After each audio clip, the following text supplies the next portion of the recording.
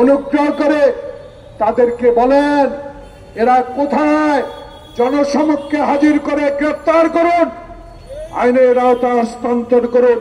তাহলে মানুষ আপনাদেরকে যেমনি বিশ্বাস করে বঙ্গভবনে শপথ করিয়ে প্রধানমন্ত্রীর কার্যালয়ে বসিয়ে দিয়েছেন, আপনারাই পারবেন বাংলাদেশে সংস্কার করে বাংলাদেশে আবার 1991 সালে যেই ভোটের মাধ্যমে আমার নেত্রী বেগম খালেদা জিয়া প্রধানমন্ত্রী হয়েছিল, এই রকম আরেকটি ভোটে আমার নেতা তারেক রহমান বলেছে আমি দিনের ভোট রাতে করে ক্ষমতায় যেতে চাই না, আমি সিল মারা ভোটে বাংলাদেশের প্রধানমন্ত্রী হতে চাই না, আমি হতে চাই এক মাথায় এক ভোট, আমার ভোট আমি দিব, মৃত ব্যক্তির ভোট নয়।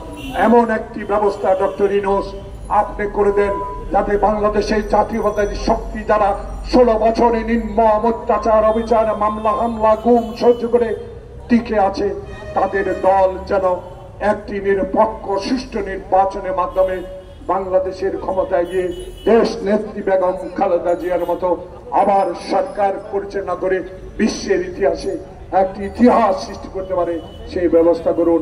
আল্লাহ আপনাদের সবাইকে ভালো রাখুন। আসসালামু আলাইকুম ওয়া রাহমাতুল্লাহি ওয়া বারাকাতুহু।